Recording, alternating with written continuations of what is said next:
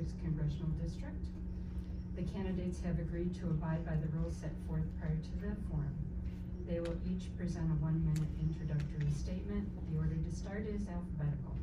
Then questions obtained from the floor will be asked, and each candidate will have up to 1 minute to respond in alternating order. Closing statements will be a minute. League volunteers will keep time, and candidates, I will ask you to adhere to the time limits. Candidates, please notice the timers. You can't help but notice that. When you see the stop sign, you may finish your sentence. If you start with compound sentences, I will stop you. Okay, Jeanne Ives, could you start with your opening statement?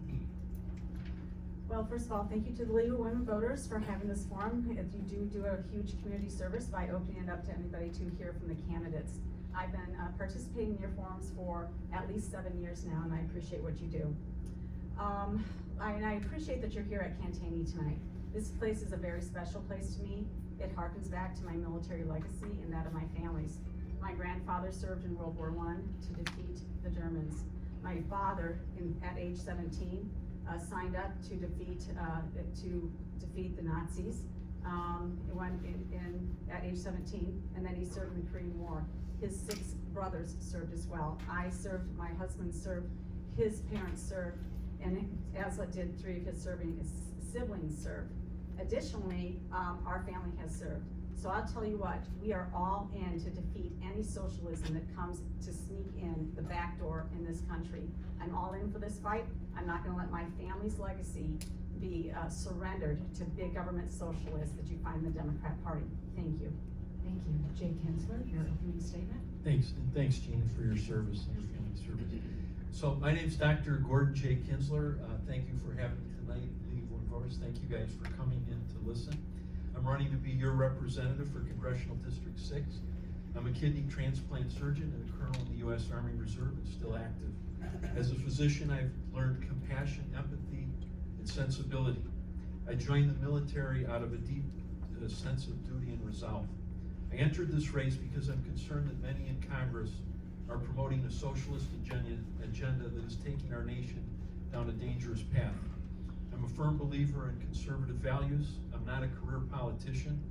If elected, I'll continue to fight Illinois political corruption from Washington.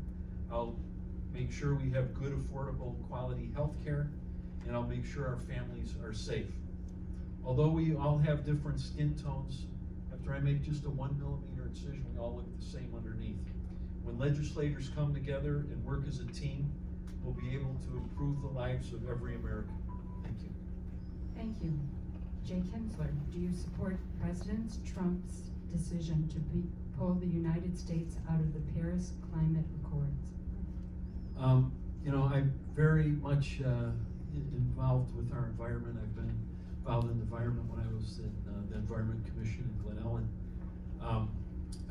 During that time, I did asbestos rules. We did a tree ordinance. I do prairie path cleanup and recycle events. When you get in these big agreements, they've turned the environment into basically politics. And I believe in renewable energy. I believe we have to save our planet for future generations. But basically, we need to do it with a look at what's best for America and what's best for our people and our constituents. Thank you. Jeanne Ives? I 100% agree with President Trump's pullout of the Paris Climate Accord.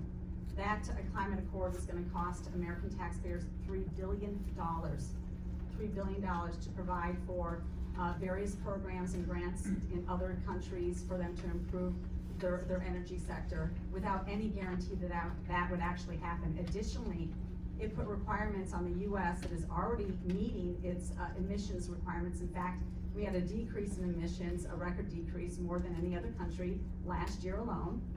We're the good actors, they're the bad actors. I'm not going to subsidize China and India's expansion into coal-fired plants with our tax dollars, and that's exactly what the Paris Climate Accord did. It did nothing for the environment at all. It was a big boondoggle, and Americans are exceptional in this area. We are good actors in this area. We are the non-polluters in this area, and we should be applauded for our efforts in combating climate change, because we're the leaders already without this. Thank you. Jeanne Ives, what is your view on increased use of clean energy such as solar panels in northern Illinois and reduced reliance on fossil fuels? Using solar in northern Illinois is like trying to grow a pineapple here. It doesn't work. It just does not work. And in the cases where they have built solar plants in Nevada, in California, and elsewhere, it hasn't worked either. Just this week, you heard about the entire problem. It was $730-some million that was wasted in the Crescent Dunes, Nevada solar plant. A complete boondoggle, never met its metrics. Solar works in niche environments, and I'm okay with that, but is not going to answer any energy crisis that we have or that you perceive that we have.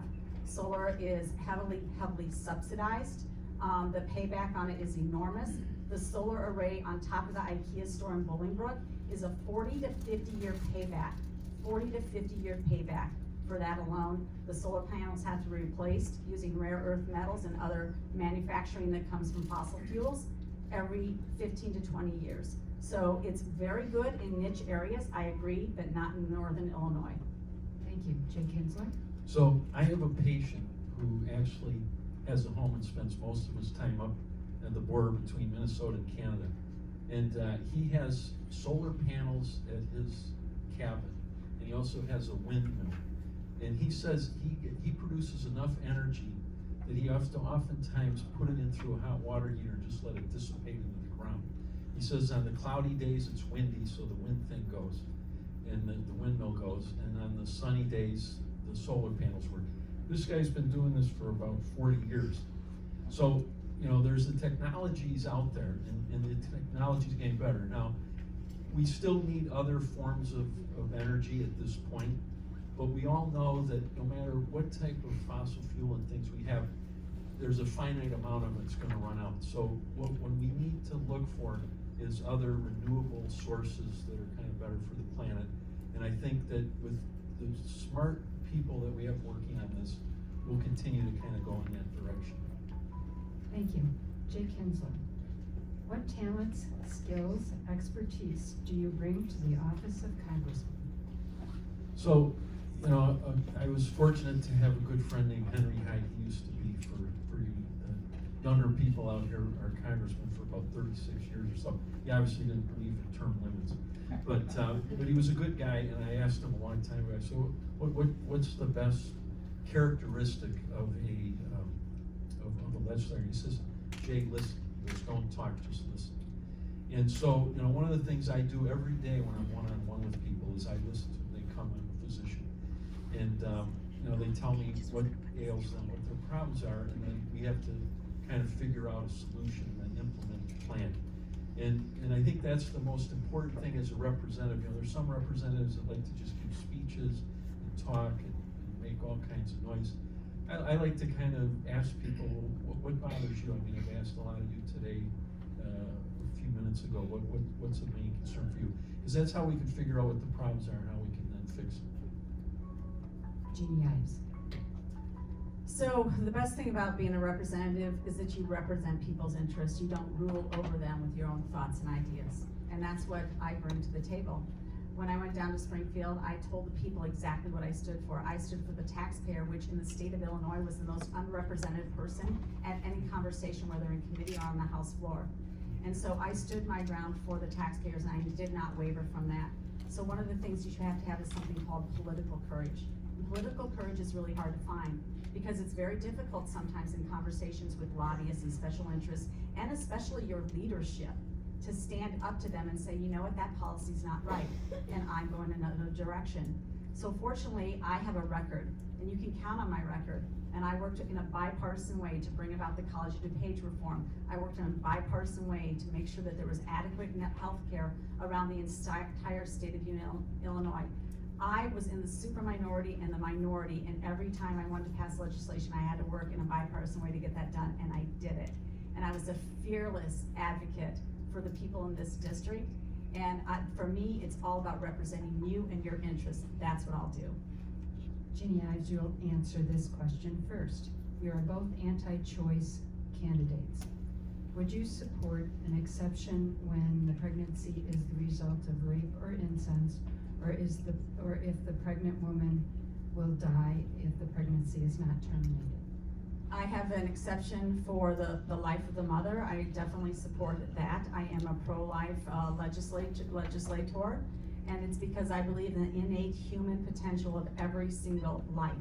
And I've met a number of people who have been the product of horrific, terrible crimes, and they have gone on to lead wonderful, productive lives, and they're very thankful for that life. But I am pro-life, and I have my own personal experience with that as well. Having not been asked by doctors to abort our fifth son, Mark, I refused, and I let it play out naturally, and that was the best situation for me and my family. Thank you. Jay Kinzler? So I am pro-life. You know, what I do every day is I save people's lives. And sometimes people are in very desperate situations, and their families are very desperate situations. And a lot of people look at beginning of life, end of life, well, should we kind of call things quits? That's not for me to judge. Basically, my job is, I tell my patients, if I have to put you over my shoulders and carry you across the finish line myself, I will. And so that's how I look at life as well. Especially late-term fetuses. I mean, these are very viable, normal humans. It's the same as taking someone out of a bassinet in the nursery. These are all individuals that could live on their own. Now, as far as exceptions, which the question is you know, obviously if somebody is raped or if there's the jeopardy of the mother in life, then I think if the mother's life is in the balance, I think then that's an exception, and that's up to the individual to make that decision. But again, you know, my whole mentality is to kind of save people. Thank you. Jay Kinzler, you'll answer this question first. You have both spoken about the need to reduce Medicare fraud to cut waste. Given that, how do you respond to President Trump's decision to commute the sentence of Judith Negron, who was found guilty in a scheme to defraud Medicare of $200 million? Well, I do realize, you know, that Medicare has got limited resources, and I know if anybody in here has Medicare, sometimes it's harder to find a doctor, you have longer waits, and there's more and more people that are kind of adding to the numbers every day. So there is so much fraud, and that's where I kind of bring some knowledge to the problem. You know, I've been in the system for about 30 years, and I've seen countless examples of where money's wasted due to bureaucracy, due to red tape, due to rules and regulations. I've seen where we can actually make things better and improve care and improve service. And I tell people all the time, give me the keys to the car, coach. Let me drive. There's so many things we can fix that we can have affordable health care that's the best quality in the world. And you know, I have a whole bunch of ideas, particularly with generic prices of drugs, how we can lower those as well. Thank you. Jeanne Ives. Anybody who scammed citizens out of $200 million should be put to, you know, serve their full sentence. So I don't agree with his commutation of a sentence like that. I've stood up against corruption wherever I saw it at all times. And public corruption is some of the worst corruption that taxpayers can face. And it needs to be rooted out and taken care of. Unfortunately, the Democrats in this state are corrupt from the top down. You've got J.B. Pritzker under investigation for property tax fraud. You've got alderman, state senator, you name it. They're all under investigation. The scams being played against taxpayers and ratepayers. You've got Mike Madigan's favorite lobbyist embroiled in additional scams. You've got Excellent admitting that they're under criminal investigation for their fraud too. It all needs to go away. There cannot be a more corrupt state than the state of Illinois, and it needs to stop now. Jeanne Ives, will you support an extension to the ERA? Not at all. The ERA began in 1972, and then it was supposed to pass in 7 years. When it didn't pass, they extended it until 1982. And in June of 1982, there was a fight in the Illinois House and Senate on whether or not they were going to pass it. It failed again. It did not receive the 60% majority that it needed to pass. And in 1983, 1 year after the ERA, I entered West Point. I was in the 8th class to graduate women. When I was growing up through high school, even though I did debate then, nobody talked about the ERA, nobody felt like they were being infringed upon. Nobody felt like, we had women's sports, although they want to get away with those and won't let men compete on women's sports these days, which I don't understand. But, you know, I have no problem making it through West Point. I see no value in this amendment now. We've come a long way, fortunately, for women in America's workplace. And I firmly believe we can achieve and we can be anything we want to be. Thank you, Sally Ride. Thank you. Jay Kinzler. Yes. Next question. Great. What is your position on the president's diversion of military funds to the border wall? And this goes to Jay Kinzler first. Well, I'm a member still of the active U.S. military reserves, and so anything I say here in a public forum is my own personal opinion. It doesn't reflect the Department of the Army or the Department of Defense. You know, the president's the commander-in-chief, so he's basically the guy who calls the shots. Now, I know everybody in here has seen some things he likes as far as the economy and basically helping us have equal footing with some of our trade partners. And I know there's a lot of people that have things that they don't like about maybe his name calling and some of his other things. But it's his call to basically decide where resources go. I have to say I've served now under 3 presidents, Bush, Obama, and Trump, and the morale's never been as high as it has been because we've gotten adequate supplies, adequate salaries to keep our war fighters going, and things are actually better as far as the military status. Thanks. Jeanne Ives. Look, the president is the commander-in-chief, and he gets to direct resources where he thinks he needs to direct them. And so if he wants to use some of the military construction money for border security, then it's his prerogative to do so. I think the broader question is, do we support a border wall, and do we support having a secure border? Absolutely, 100% is securing our borders, but we also need to do something with immigration in terms of visa overstays and the illegal immigration that comes in that way. So he sees this as a national security interest, and it's his prerogative to do so. Under President Trump, we've had an uptick in military spending, and as a mother of a Navy pilot, look, we need to keep that going a little bit. He flies in a 50-year-old plane, and maintenance has been an issue. So we need to keep our military strong, and while I don't agree that we should necessarily spend all of our funds that way, it's because Congress hasn't funded the border that he feels the need to do so. Jeanne Ives. What are your 3 top priorities of the life? So number 1, we need to make the 2017 tax cuts permanent rather than having them expire after the 5-year deadline. They have created an enormous amount of growth in our economy, and we already give enough of our hard-earned income to the government to run programs. Plus, there's a lot of fraud, waste, and abuse that we need to root out. So, to make the tax cuts permanent. Number 2, more than anything, we need budget caps. You know, the state of Illinois is obviously in a budget crisis. We're the worst-run state in the union, but at the national level, we're $23 trillion in debt now, and that's accumulated over really the last 4 presidents, where it's become the biggest problem. So we need hard budget caps, so that the youth that I see here present in this audience now aren't paying for this down the road. It's not fair to them to indebt them when it's been all this mismanagement and spending that's taken occur. So we need a whole new look at how we redo our budget, and that would be my focus. Jay Kinzler, your top 3 priorities. So number 1's affordable health care that's good quality. That's number 1. Number 2 is to fight political corruption, particularly in Illinois, from the federal level. You know, growing up, our state was the best state in the union. We had farming, agriculture, we had best schools, best housing, best job creation, best machine shops, everything. And it's been brought down because of terrible corruption in our state. And then thirdly, to basically keep our families and keep our communities safe. And that's by supporting our first responders, our police, our firemen, and also basically supporting our military to keep us safe from external harm. Those are the 3 things. Thanks. Jay Kinzler, what is your position on the president's pardon or commutation of Blagojevich's sentence. Yeah, so Rod Blagojevich isn't a particularly favorite guy of mine. He's done a lot of terrible things.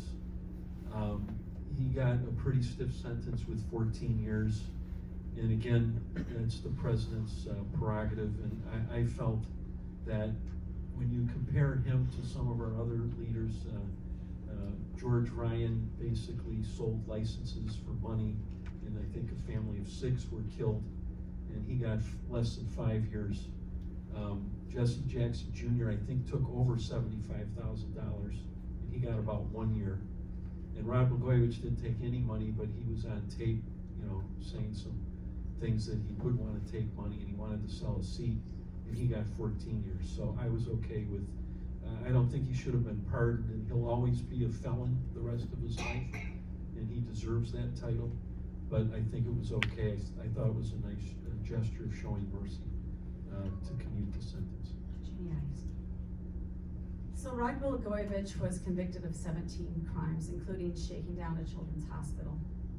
Let's face it, he was a Democrat operative put into place by other Democrat operatives. That's the only way he even got into office, let's face it.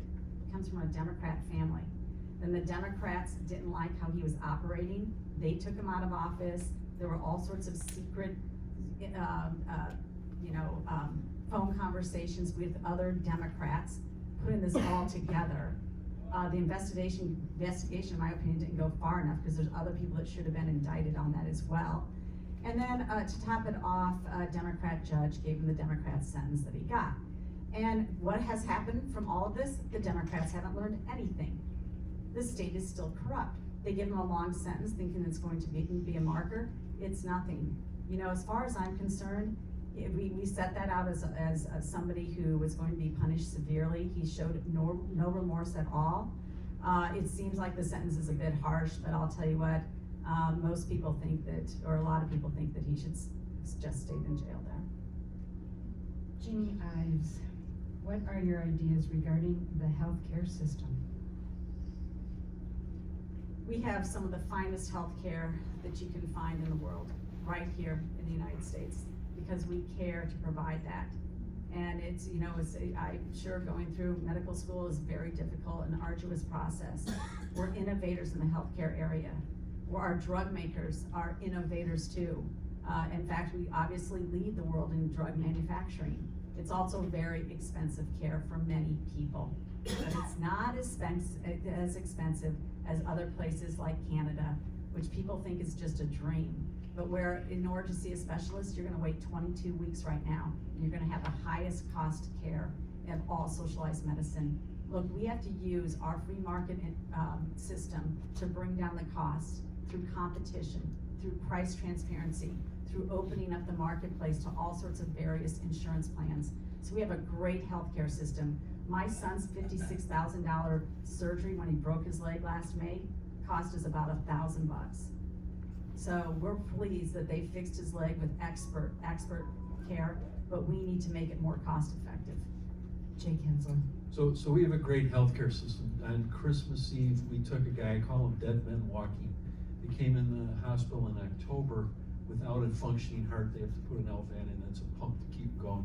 He was in for 8 weeks till he got a heart on Christmas Eve. The heart team put in his heart. We keep the kidney going on a pump for overnight. We put the kidney in on Christmas morning. That guy walked out of the hospital with a functioning heart and functioning kidney about 10 days later. It's an amazing thing what our healthcare system has done. However, there's a lot of things we have to do to fix it. You guys may have noticed that generic drugs, which used to be real cheap, all of a sudden the price is going up. A minute doesn't give it enough time, but what they do is there's about 10 companies in the world that'll make a generic drug. A group of investors will go around, buy those 10 companies, close down 9 of them. Now there's only 1 company that makes it. Guess what happens to the price of that generic drug? It goes up. So we do need to legislate certain things where there's market manipulation. I have about 20 other things I could do to help bring healthcare costs down, yet raise quality. Jay Kinzler. Do you believe a body can hold a valid inquiry or trial without calling witnesses? So bring that by me one more time. Do you believe a body can hold a valid inquiry or trial without calling witnesses? This is about Well, this the, probably sounds like an impeachment thing. correct. Yeah, so, there's a difference between a regular trial and then an impeachment trial. As you know, with the impeachment trial, the House of Representatives is the trying body, and they're the prosecutors, so to speak. They call the witnesses, they put on their case, and then basically it goes to the Senate, and the Senate kind of acts as the judge. I think, obviously, the obvious answer for any regular trial is yes, you would have to call witnesses unless, the person admitted to what they did and they plea bargained, and then, they would get sentenced out to what they have. So, I guess the answer to that question would be yes, what I can understand the question. Jeanne Ives. So this is obviously a sideways question towards asking whether or not you thought that the Senate Republicans should call witnesses. Well, the truth is, just like Jay said, that the trial occurs in the House, and the House refused to let President Trump participate or call his own witnesses. So do I think that that was fair? No, I think that was a scam. And so that's my answer. Thank you.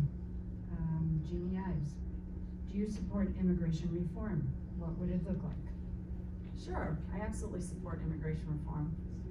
Before we have immigration reform, I think most people though who have gone through the years and seen what happened after Ronald Reagan gave amnesty, and then through all these other years where we've had illegal border crossings mounting to we had a height of last May, I think it was 182,000 illegal border crossings in 1 month. So it's the system needs to be, the border needs to be secure first. The visa system has to be secure. We need E-Verify to be working, so that we don't, once we start with other immigration reform policies, that we know that that everybody's gonna go through the same way. But we absolutely we welcome legal immigrants. We welcome them, as we always have. But we do need immigration reform. Thank you. Jay Kinzler. So, basically, I'm obviously in favor of legal immigration. We do need to fix our immigration system. I just had a patient who on my Facebook came in to see me, and his son came in, and he was a translator, and he's from Guatemala, and his son was a Marine, his other son was a Marine, and actually his daughter is in the Army. So, people from other places that come here are a huge part of what makes our country great, and we need to kind of continue to foster that. However, we need to have a system. It's like when you go in line to wait for something, like at a fast food restaurant, and you're waiting in line and somebody comes and jumps ahead of you. That's not right. So we need to do things where we do things in an orderly manner. I think we do have to tighten up our southern border. We have to have a way for DACA people to get into our system, and I think that could be coupled, again, if both sides kind of work together, I think we can have DACA taken care of and basically kind of tighten up the border so that we don't overwhelm our social system and our infrastructure and our healthcare system. Thanks. Thank you. Jay Kinzler. In this election, what do you promise to do to keep the political discussion civil and respectful? Well, I've always been, again, I'm more of a healer. I have a disposition where I try to kind of figure out problems. I always tell people, if we ran our hospital like they run Congress and our government, all our patients would die. So these are things where we need to kind of work together. I mean, obviously, there's things where you still have to keep your principles, and you try to bring people along and have people see kind of what you see in it as what's going to be good for everybody. And sometimes that works pretty good. I was on a local park board where I was the only Republican with 6 Democrats. And I think one of the husbands are here today. And, basically we got along well. We lowered property taxes by 33%, and we're still all good friends. We didn't agree on everything, but we agreed on a lot of things that we were able to successfully work together. Jeanne Ives. Great question. Look, I've always been a policy-focused person when it came to working on the city council, to working as a in the legislature. And I will tell you, the name calling has got to stop. The death threats have got to stop. like the one that Democrat Kifowit weighed against Peter Breen, one of our local legislators, saying that she wished death on his entire family when there was a policy debate on the House floor. That is the kind of rhetoric that is never appropriate.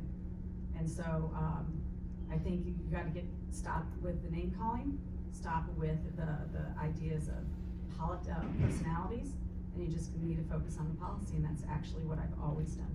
Thank you. Thanks. Jeanne Ives, do you support limits on high-capacity magazines for assault-style weapons? So the question is high-capacity magazines. That's a very narrow subject. The truth is that, you know what, you're talking about basically gun control for a lot of people here. You know what, I think that we have plenty of gun laws. It's unfortunately we don't enforce the gun laws that we have on the books. Just this week, a guy was released after having a gun felony on the record, and he was released, or a gun arrest, and he was released and immediately killed a 15-year-old. The same thing happened a year ago too, where he was a 2-time convicted gun felon and released, and within 5 days, within a month, killed another 15-year-old. So we have plenty of guns on the books, and I guarantee you the criminals don't care what law you pass on high-capacity magazines. They're going to do whatever they want to. The only thing that you're trying to restrict there is legal gun owners who are law-abiding gun owners. It's going to make no difference to the criminal. We need to enforce the gun laws we currently have. Jay Kinzler. So I'm a big proponent of the Second Amendment. They actually did a study with high capacity, and what they found is there was really no decrease in the number of murders in states that had laws against high capacity versus low capacity. The big issue is, you know, we do need to have some controls. You know, the die-hard segments, oh, there can't be any controls, but today we don't allow people to have bazookas, hand grenades, cannons, machine guns. Certain things are just dangerous in a metropolitan area for people to have. And then on the other hand, you can't basically take everybody's guns away, because the main reason the Second Amendment was put in was to protect all the other amendments from government tyranny. And we see in other places in the world where there is gun control, terrible things usually follow. So basically, we do need to have some controls. I don't think felons, domestic abusers, the mentally ill should have guns, and we need to have controls with that. We also need to have it where family members can petition to get guns out of the hands of family members they think should have. Jay Kinzler, is Social Security socialism? It's probably, if you wanted to talk about theoretic, it's a socialist program, but Social Security is also kind of a safety net, and just like we have certain healthcare things, we need to have safety nets so that our most vulnerable, particularly people who are disabled or the elderly, have a way to live and sustain themselves.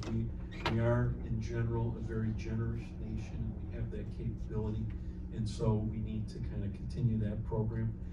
We do need to get rid of the fraud in that program, because that's where a lot of the money goes. We just had a police commander in Chicago a couple weeks ago, who was written up in the Tribune, was arrested because he had collected over $450,000 from his mother, who had passed away 25 years earlier. So there's a lot of things we can do to kind of shore up Social Security, but it needs to be continued to kind of take care of the people who put into it. Jeanne Ives. You know, Social Security is not socialism. Social Security is a 12.4% tax on your income, on what you produce every day. 6.2% is paid by the employee, 6.2% is paid by the employer. We hand that tax, it's a tax, that's what Social Security is. Right now it's a tax.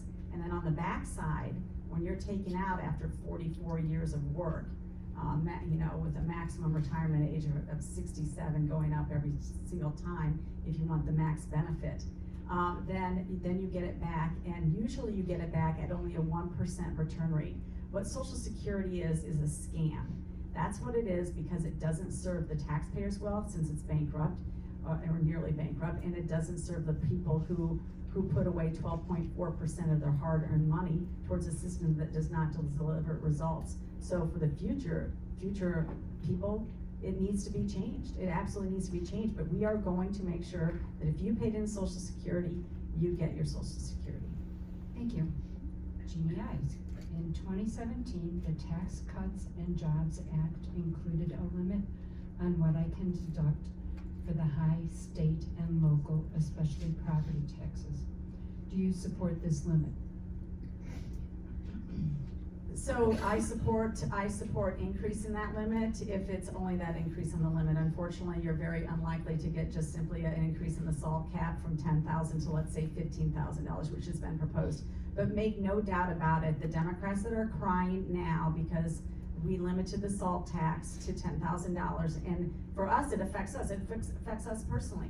But really, for the most part, it is really the far wealthy people that are going to get hit mostly with that tax. They're the ones who are crying now because their property taxes are limited. And at the same time, those same Democrats want a graduated income tax. They all voted for the 32% permanent tax increase at the local level. They all want say that you're greedy if you don't want to pay more taxes. I mean, this is their mantra. They want increased taxes, and at the same time, they want to give the wealthiest among us a tax break on property taxes. Look, I get it, I'm for it. If it's a one-time shot, maybe up to $15,000, and you're not gonna trade off increase in the corporate rate, then I would vote for that. Jay Kinzler. So for our high school students in the audience, so that's the tax deduction that you get from the sales tax, and the income tax, and the property tax, not the sales tax. And so basically in Illinois, which is kind of a high tax state, because we have basically one of the highest property taxes in the country, and now we're getting towards being one of the highest income taxes statewide in the country, that you get double taxed on that because it's not deducted off the gross income. So I would be in favor, representing our residents here in Illinois who all pay that and don't get that deduction, to increase that. One of the things though that we really need to do as a state, and we'll try to do as best we can at the federal level, is lower our tax burden in Illinois. In other words, lower the property tax and lower the income tax, because then that will kind of solve the problem as well. That's really the root of the problem. Thanks. Jay Kinzler. What is the best and worst Trump policy? So I think one of the best things that he's done is he's gotten rid of a lot of regulations. So in some parts of our government, and particularly with Democrats and the Democrat socialists, is they look at regulations as kind of roadblocks to success, roadblocks to a great economy. I look at regulations as more as guardrails, and I think he's done a lot of reduction of those roadblocks and regulations, which I think has really fostered our economy. I think one of the things that I would find criticism with is his name calling. Some people may find it humorous, but when you call other heads of states certain numbers or certain names based on their physical attributes, I just don't think you're going to get as good a negotiations with those individuals, because you've kind of poisoned the well a little bit. So that's just my own personal opinion. Jeanne Ives. So President Trump has really been very good on foreign affairs and national security from my perspective. He's basically made a decision to help go ahead and end these endless wars that have gotten us in quagmires for 18 plus years. So he's done really well on that. He's done well on making our alliances stronger. He's done in terms of making sure that our allies are paying their fair share towards their own defense, and that we're not just feeling the whole brunt of it. I applaud him for that. I think he's taken more of an American first stand on that, in terms of making sure that our troops are not used as the international police force. So that is really what we should be focused on. I think it's a great idea. That is the top job for the president, to keep the nation secure. He's done a really good job in that front. The policy I would disagree on, and I too agree, I don't agree with the Twitter feed and the name calling, but in terms of a policy perspective, I think that he made a mistake initially on the tariffs that he did. when it dealt with our allies. The tariffs against China, I would agree with, against the allies, I think should have been handled in a different way. Thank you. Jeanne Ives, why do you think you can beat Caston? Well, you know, and that is our focus. Our focus is to beat the Democrat, Sean Caston, who has literally said that you're greedy if you don't want to pay more taxes for socialized medicine. I totally and adamantly oppose all of that. And I'm very fortunate to have a really great team that surrounds my campaign right now. So we have 3,600 individual donors that are identified. We have 89% of those are small dollar donors, which means we have grassroots support from everywhere. We have unified the party around this election and our campaign. We have a great communications team. We have nearly 500 people have gone to our website to sign up to help and volunteer for our campaign. And so we really feel the love from folks that just really do want to run their own lives and not be run by big government policies coming out of the Democrats. And so for that, we're very thankful. We have a team behind us, and we would love to have you come join us. Thank you. Thank you. Jay Kinzler, So- why do you think you can beat Caston? So Congressional District 6 is very diverse. It's a 2+ Republican district at this time, but we've got people from all different walks of life and all different nationalities and all different sexual orientations. I'm not a career politician, so that's gonna be the number one way that I think I can win this primary and then go on to win in November. I'm a pure citizen legislator. I have a job. I work every day. I've worked all my life, pay taxes. I campaign in the morning, early and late at night at these events. But one of the most important things is to win an election, you have to get 50% plus one. So yeah, I'm a conservative. My opponent, my primary is a conservative. We'll be able to capture that 35% of the vote, but that's not going to be enough to carry the day for the Republican Party. We need somebody who basically can work with all different groups and hasn't alienated anybody as far as based on race, religion, sexual orientation, or any other discriminatory factors. Thank you. And that's going to be the main Thank you. difference. Thank you. Thank you. Okay, so we have hit climate change, we've hit healthcare, we've hit ERA, we've hit your talents and skills, we've discussed your priorities, we've discussed climate change a lot, reproductive rights. So how about we go to the closing statements, and Jay Kinzler, why don't you start? Since I only get a minute. So, thank you all for the opportunity to participate, for allowing me to participate in your forum. I appreciate all the great questions. They were good, and they came bang, bang, bang. I've had the good fortune of knowing Henry Hyde, who told me the best way to represent people is to basically listen to them. And I listen to my patients. That's how I basically take care of them and figure out their problems, and we institute a solution. I'd like to use these talents to help the residents of Congressional District 6 to make all our lives better. I'm a unifier, not a divider. I look for common ground where we can work together to get things done for our constituents. I'm a citizen volunteer, not a career politician, and I think I have the best chance to win the seat in November. My name is Gordon Kinzler, and I ask for your support, and I ask for your vote. Thank you. Jeanne Ives. So elections are about the future, and in 2020, you're going to decide the direction of the country for decades to come. So you have an important discussion to have with your family and with yourself. Do you want more government in your life, or do you want more freedom? Now, I am a veteran, and I stand on the side of freedom. And the reason for that is because I know that you are the solution to your problems, and not some bureaucrat sitting in DC, and not some politician who's occupied a seat for a long time and listens to leadership. You are the solution. We're fortunate. The 6th Congressional District is a very generous district. We're very enterprising. We have solutions for everything about how to run our own businesses, how to run our schools, how to run our daily lives. And we're going to take those policy solutions to DC, and we're going to change the direction of this country for the long term. So I appreciate your coming tonight. I'm Jeanne Ives, and I'm asking for your vote. Thank you. So let's all join me in showing our appreciation for these candidates.